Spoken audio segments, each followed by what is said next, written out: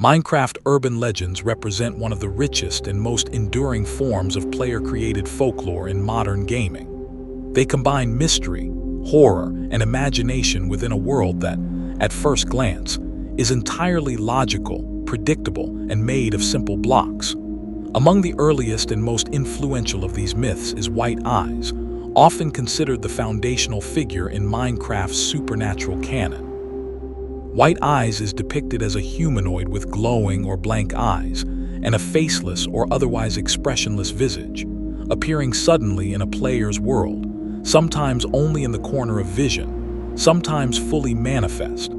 Unlike later figures such, White Eyes is not typically described as performing overt actions like building structures or digging tunnels. Its presence is almost entirely passive. This subtlety makes the entity profoundly unsettling, exploiting the psychological concept of the uncanny. The familiar human-like shape with missing or exaggerated features triggers unease and fear in players without any immediate threat.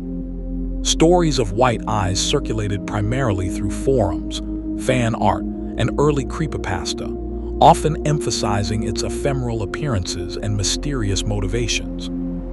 This minimalistic design allowed players' imaginations to fill in the blanks, effectively creating a collective mythos where the fear was as much about what could happen as what was actually seen. Many later legends, including Herobrine, drew inspiration from White Eyes' eerie presence, demonstrating how early abstract horror in Minecraft could evolve into more interactive and narrative-driven myths. Building on the psychological groundwork laid by White Eyes, Herobrine transformed the idea of a haunting figure into one with a tangible narrative and interactive qualities. Herobrine is typically described as resembling the default Steve character, but with piercing white eyes that glow unnaturally in the dark. Unlike White Eyes, Herobrine is often portrayed as actively manipulating the game world, building mysterious constructions, digging tunnels in impossible patterns, leaving cryptic signs, or silently observing players from a distance.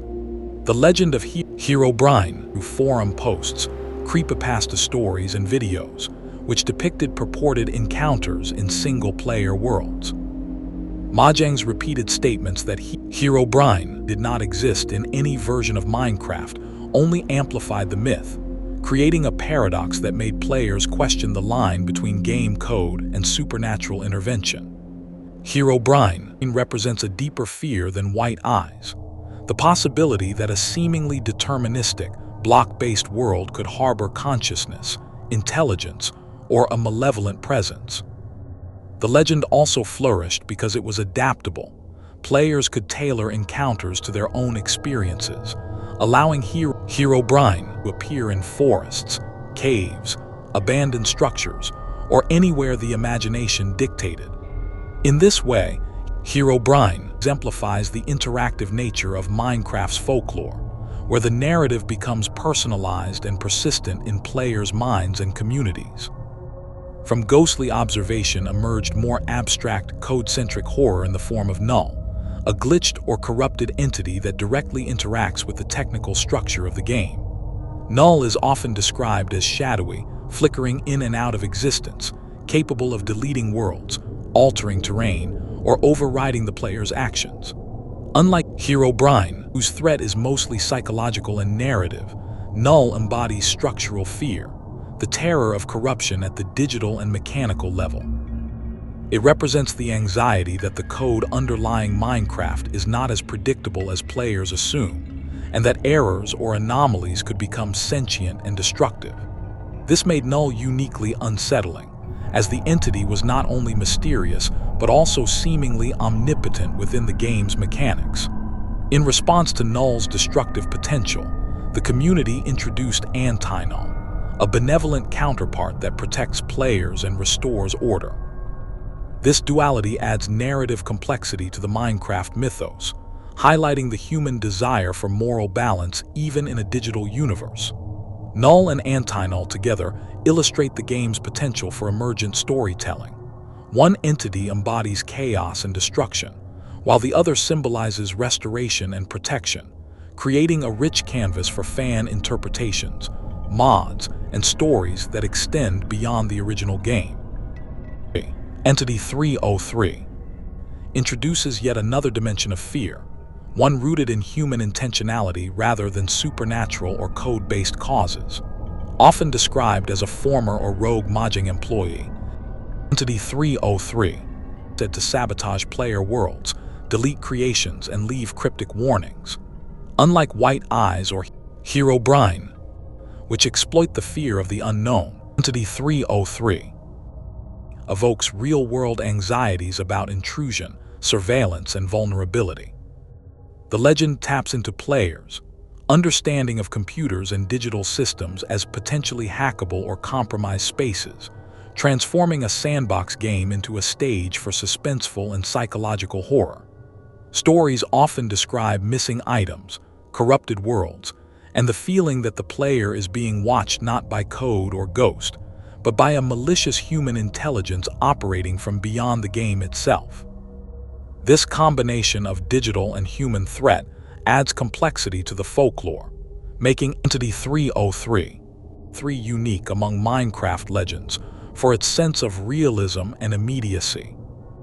Other legends explore horror through visual distortion and the manipulation of familiar avatars. Green Steve is a color-altered version of the default Steve, often described as stalking or haunting players. The change in hue, though subtle, transforms an otherwise safe and familiar figure into something uncanny, evoking unease through small but significant deviation from the expected. Similarly, Blue Steve is portrayed as corrupted or emotionless, appearing in abandoned or dark areas to disturb players with its unexpected movements or glitched behavior. These legends demonstrate how Minecraft horror often relies on the uncanny.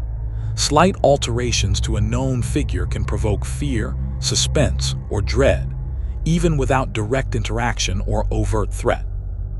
They show that psychological tension in Minecraft can be crafted through visual manipulation, expectation subversion, and environmental storytelling. Finally, Giant Alex represents the extremes of distortion in Minecraft folklore.